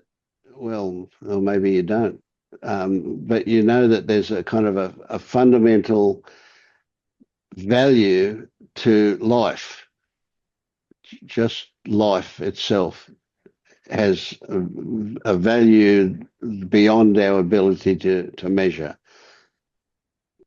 Now, you know that's the case. You don't know why. You can come up with reasons, but it doesn't matter. You don't need to. You just know it's the case. You know? And that fundamental thing is shared by everybody. Everybody on the planet, everybody that's ever been born has the same value that life has because they are life.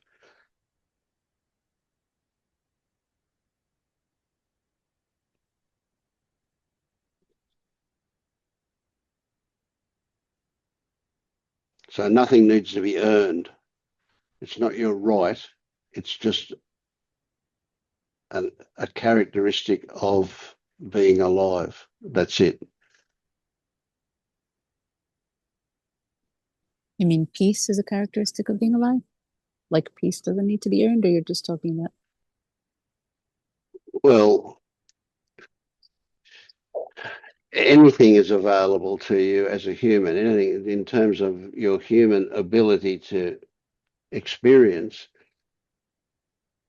you can experience the whole range, the whole spectrum from intense negative to intense positive, if you want to look at it, the spectrum that way. But because you're human, it's all available and nothing is worth any more or any less, although we certainly have preferences for the pleasant ones.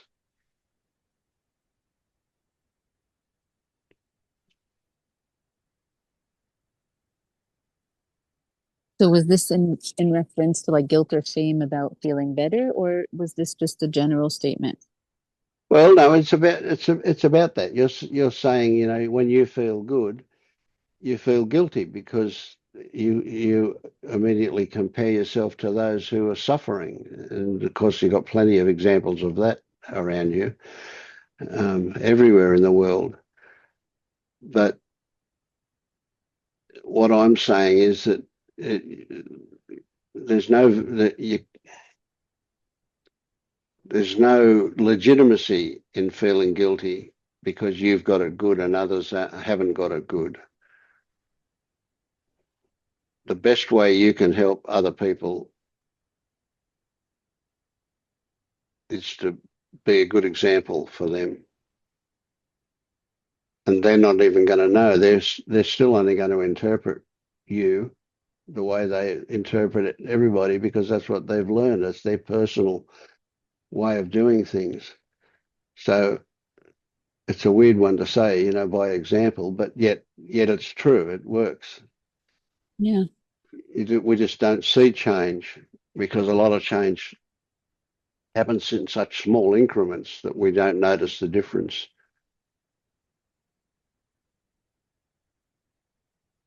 That's why I say putting emphasis on your good experiences invites them back. Hmm. It's good value to do that.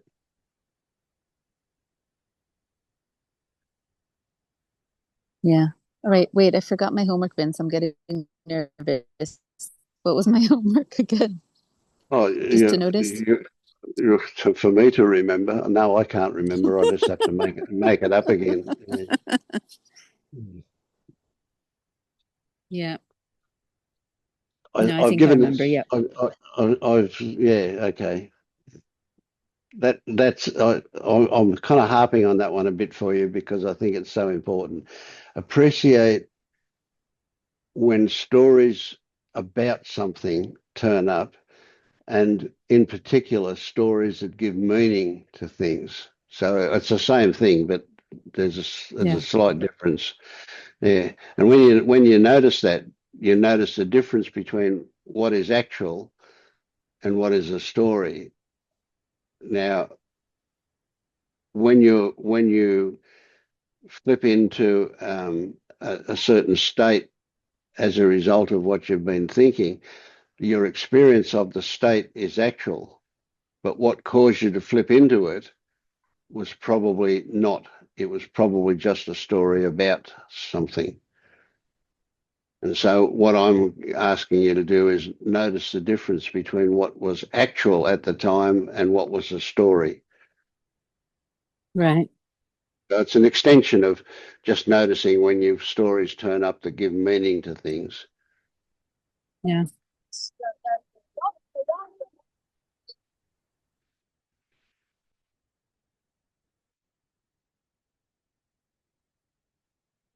All right, Vince.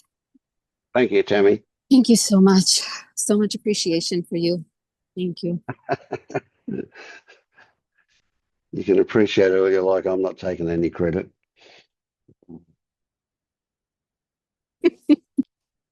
But I'm not meaning to reject it and throw it back at you either. I do appreciate your good feelings. I like them. Yeah.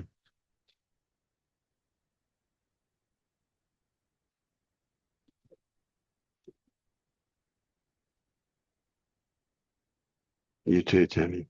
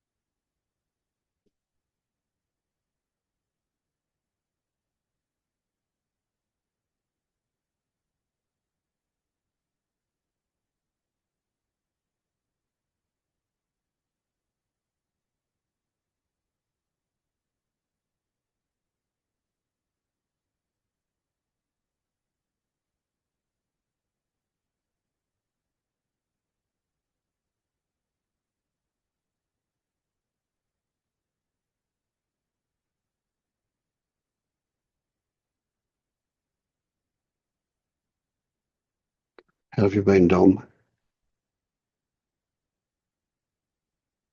Yeah, pretty good. Um,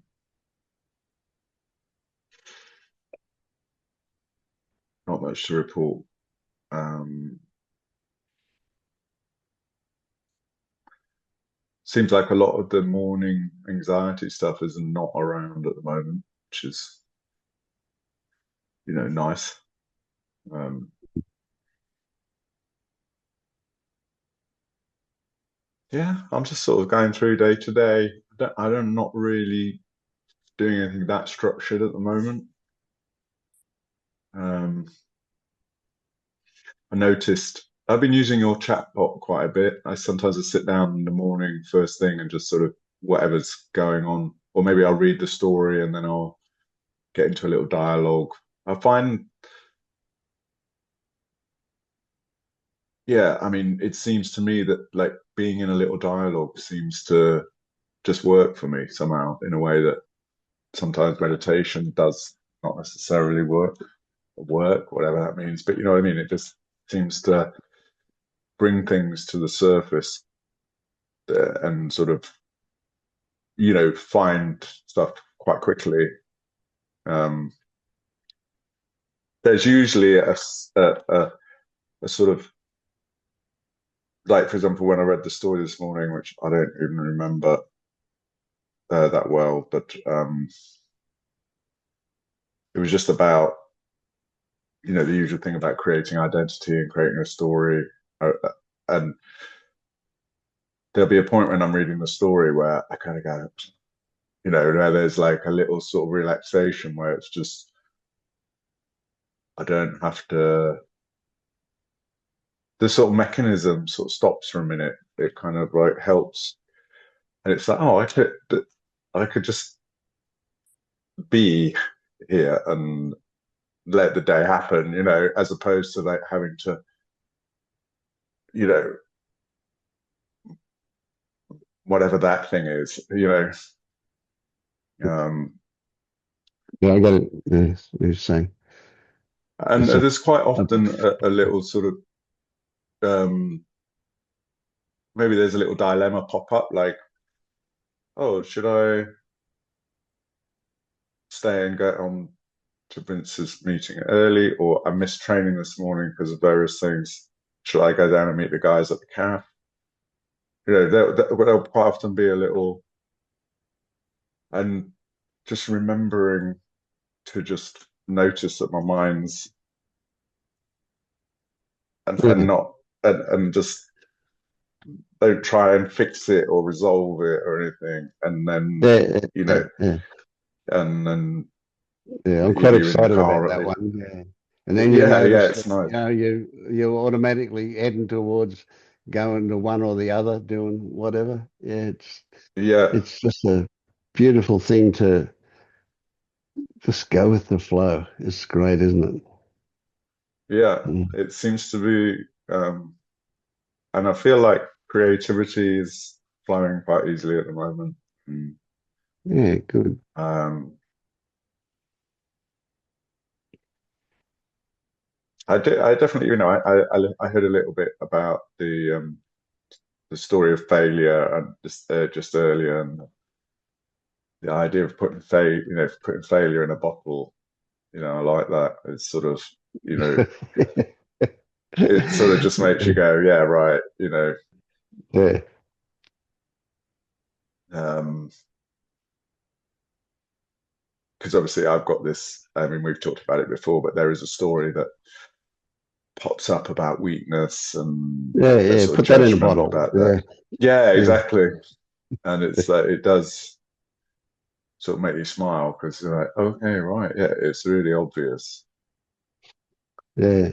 And yet it's so Um, tangible before we do something like that. It's amazing how it can be so solid it, and so, yeah. yeah, it's just believed to be part of reality, sort of thing. Mm. Um,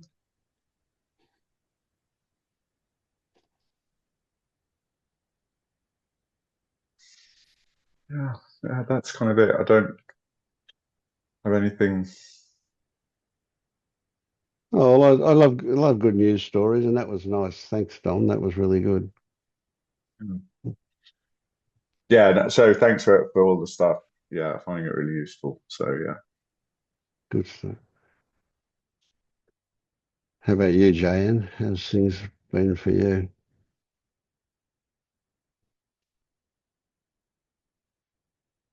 Hi, Vince. Last few days, it has been an experience of more openness. You mentioned in one of the meetings the attitude of curiosity. So, wow, this experience is here. You know what? This is here right now. That kind of curiosity, and that seems to loosen the knot a bit and be less serious about anything in that sense. So then it becomes an opportunity to see the dynamics of the mind. how it gets tight around something and causes misery in that sense. Yeah. Yeah. And the misery comes out of it hanging on so tightly. That's right. Yeah. Yeah. And when we see that, all of a sudden it unties itself. Yeah. Yeah. Yeah. It's possible to see the components of it, and then it just unties itself. Mhm. Oh, another good luck story. A good story. I like that. Yeah.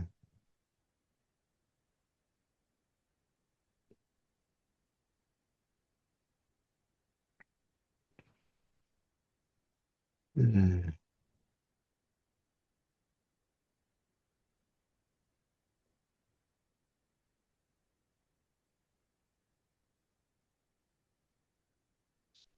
All right. Well, I'm going to go back and watch some television with my wife. Thank you, everybody. Thank you. Thank you. Bye. Thanks, Vince. Bye, guys. Bye. Bye, guys. Thanks.